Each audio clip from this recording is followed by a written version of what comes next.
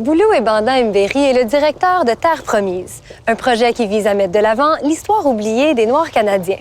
Il a décidé de présenter à Ruby 3 femmes noires fascinantes, mais absentes de la mémoire collective. Rencontre avec leur histoire. Si je vous demande, qu'est-ce que vous savez de l'histoire des Noirs au Canada et en Ontario en particulier? On va dire le chemin de fer clandestin, mais ce n'est pas que cela.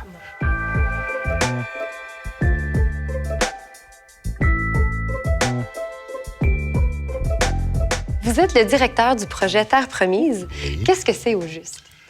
Le projet Terre Promise, c'est un projet historique sur l'histoire des Noirs au Canada, comment ils sont arrivés ici, qu'est-ce qu'ils ont fait, où ils étaient et tout ça. Mais pour moi, c'était un projet d'abord de hasard. C'est pour ça qu'on l'a appelé Terre Promise, parce que c'est sur la migration. C'est-à-dire des gens qui voulaient devenir Canadiens et qui ont essayé de se faire une identité canadienne. C'est surtout cela, le projet Terre Promise. Vous avez vous-même fait beaucoup d'apprentissage lors de vos recherches, en particulier l'impact des femmes dans l'histoire oubliée des Noirs au Canada. Est-ce que vous pouvez nous en parler? Oui, les femmes, et surtout une femme en particulier, parce que je suis professeur de communication, n'est-ce pas?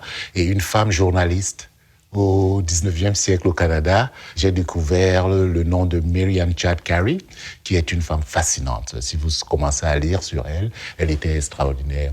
Première femme canadienne noire, propriétaire du Provincial Freeman Press, qui a aussi milité pour la libération des Noirs aux États-Unis et surtout pour l'intellectualisation des Noirs. Oui. Elle était vraiment votre point de départ pour le projet. Absolument. Et l'inspiration, d'ailleurs. Elle était une inspiration particulière parce que, surtout, Mary Ann, en termes des médias, avait compris que c'est à travers les médias qu'on sensibilisait, à travers la presse. Donc, elle savait écrire et elle savait que les Noirs lisaient ce qu'elle écrivait. Donc, ça devient intéressant. Elle avait compris. Elle avait compris, c'est ça.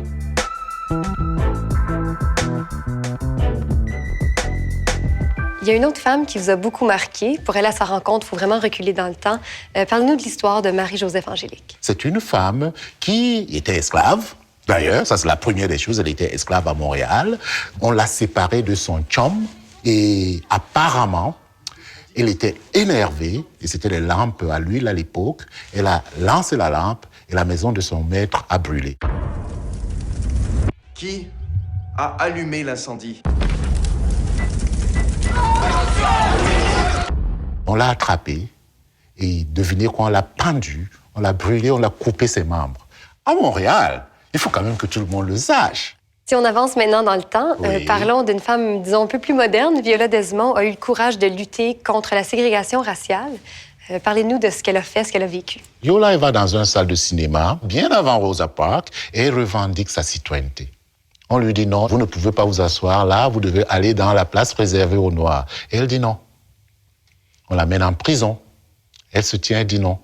Cette femme-là, elle s'est levée. Ici, nous parlons du XXe siècle. Elle s'est levée, elle a revendiqué son droit de citoyen. Quand vous m'avez posé la question tout à l'heure, c'est quoi le projet Terre Promise? C'est cela, la revendication de la citoyenneté, la reconnaissance du droit. Et c'est ça qu'on apprend à travers les figures de ces 3 femmes dont on vient de citer.